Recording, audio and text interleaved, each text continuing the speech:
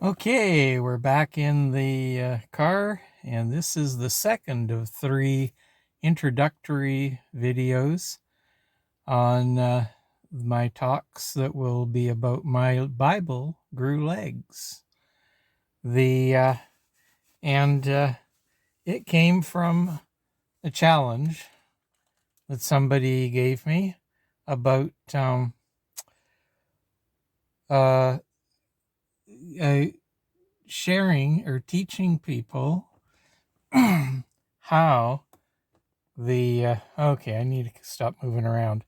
How the book of Leviticus uh, changed my life and how it is practical to everyday living.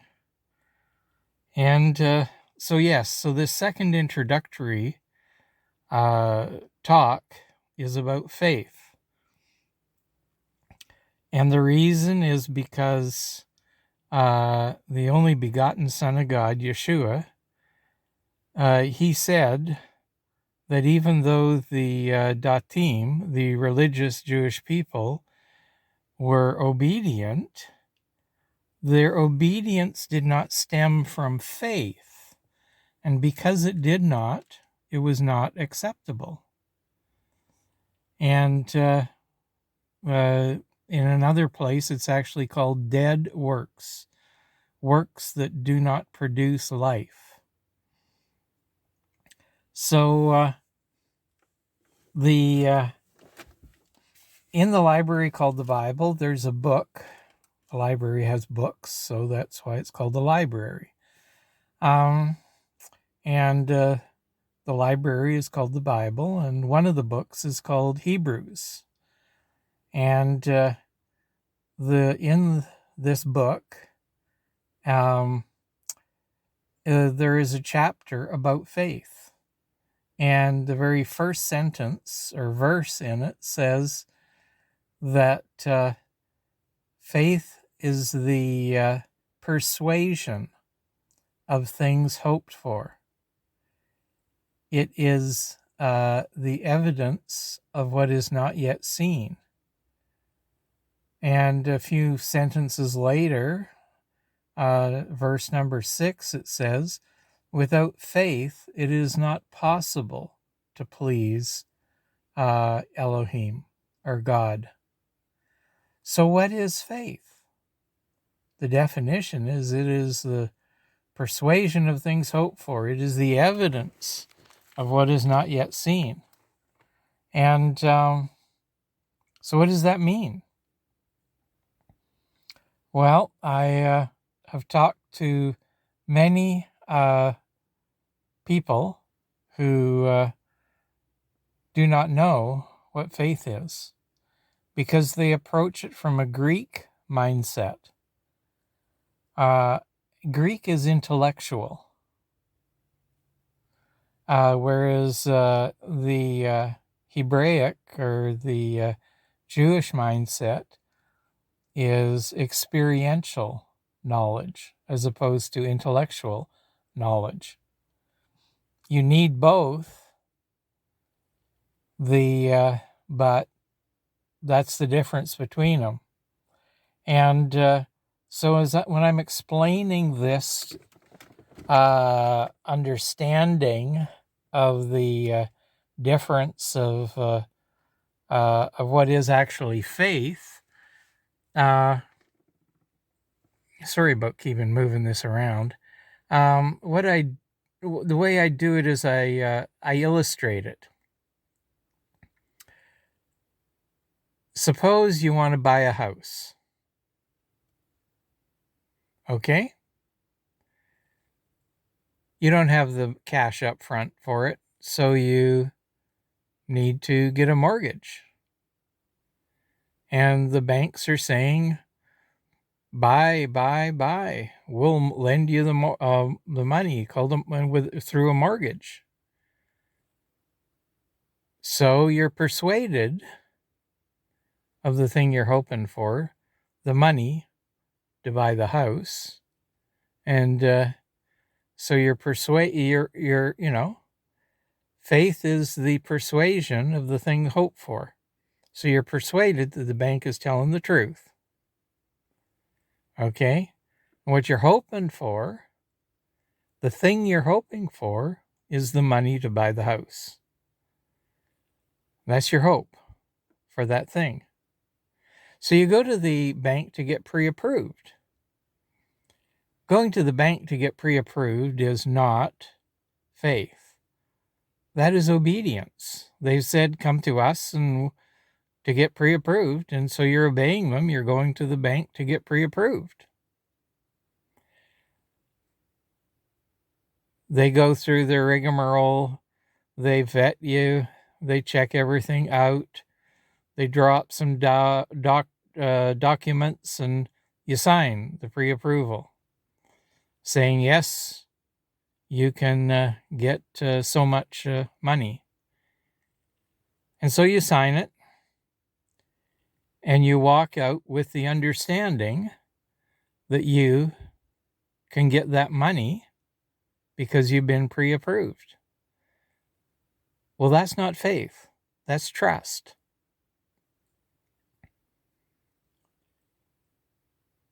You then decide to go house shopping.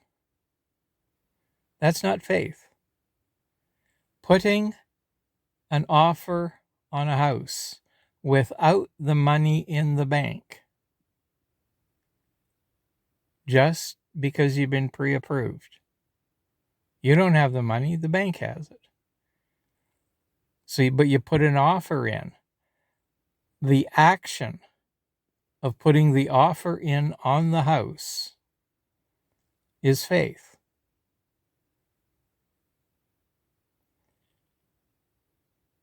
There's another book in the library called the Bible James. Is the name of the book, and it's also the name of the guy who wrote it. And he said, show me your faith without your works, and I will show you my faith by my works.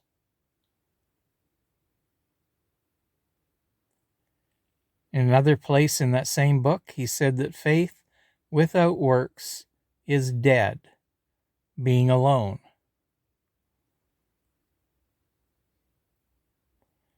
In Christianity, they talk about the Logos word, and they talk about the Rhema word of God. Okay, we're going on a bit of a rabbit trail, but we'll come back to faith, because this is very important to understand. The Logos word is what is written in the library called the Bible. Begins with Torah, the first 5 books. That's Logos. You're reading it, and you have an aha moment. That's not Rhema. That's Logos.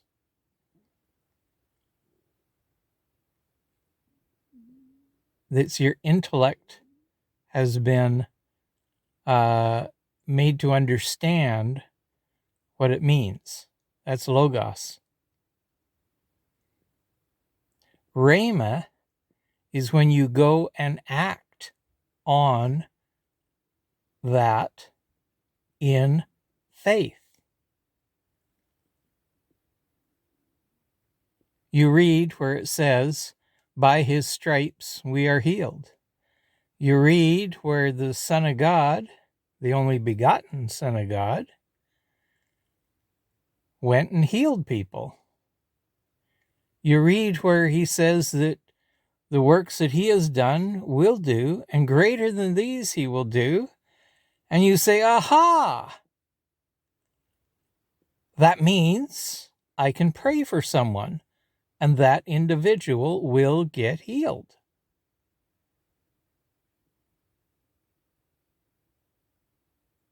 That aha moment is still Logos.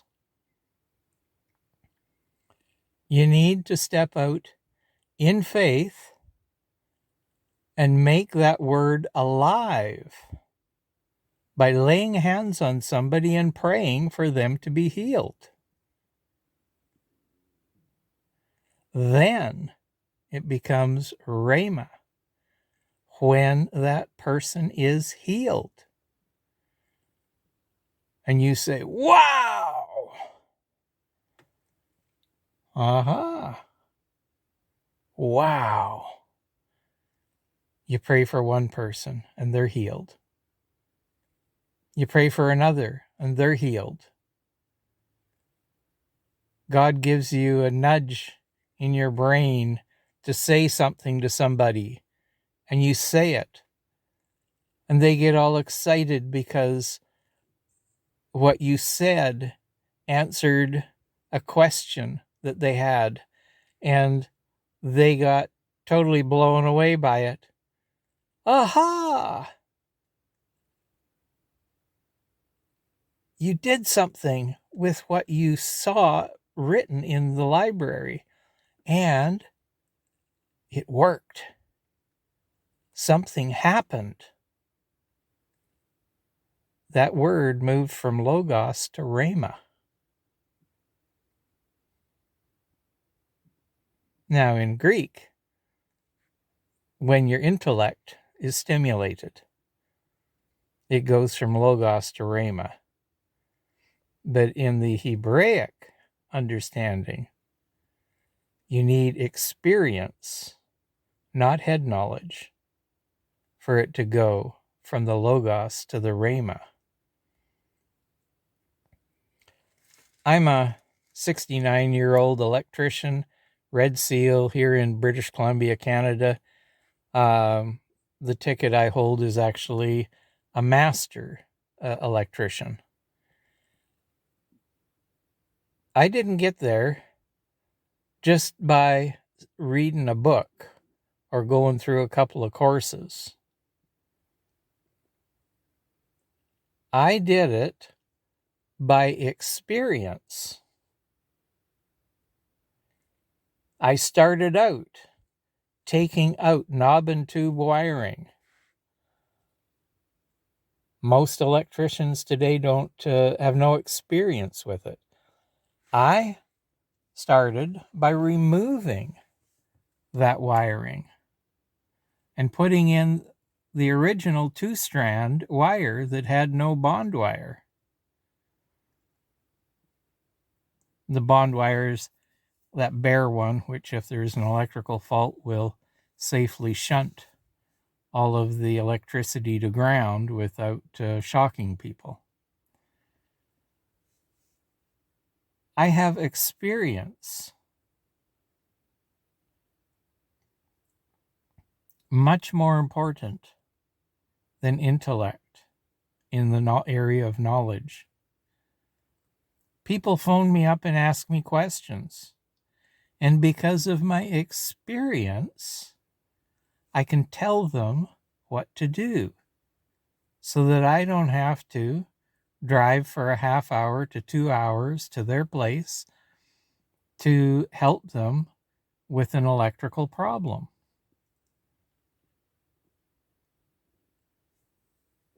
They rely on my experience, and in faith, they do what I tell them to do, and they get experience.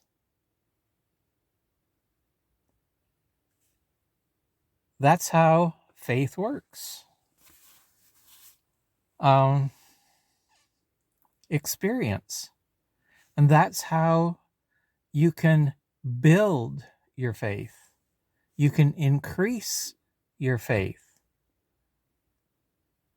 Find more logos that you actually understand is meant for you, and then act on it. And you will increase your faith.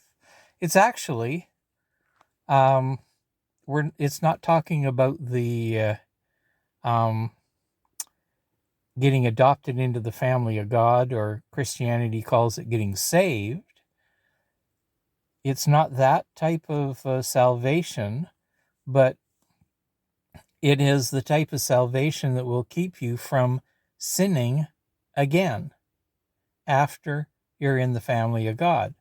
And it says, work out your own salvation with fear and trembling. What you do is you find out what's written, and then you trust that the one true God who created everything and everybody knew what he was talking about. And then you go out and do it. Easier said than done, especially if you're breaking a hard habit that has had a stranglehold on you. But that's where faith is the persuasion of things hoped for. It's the evidence of what's not yet seen. And you act on it. And you refuse to accept the fact that it's something different. And anyway, it's getting dark enough that I'm fading into darkness here in the video. So I'm going to say good night for now. And I will talk to you again. The third one is the first one was about the Hebrew Aramaic words. This one is about faith. And the third one, introductory, is going to be about the essence of God. If you like what you hear and you want to hear more, hit the like button, hit the subscribe button. I presume it's there. I don't know. I'm 69 years old, so if it's not there, I will get a guy who's in grade 12 to help me set it up so it will be there. Okay, have a great evening, and I'll talk to you next time on Uncle Dale Talks. Good night.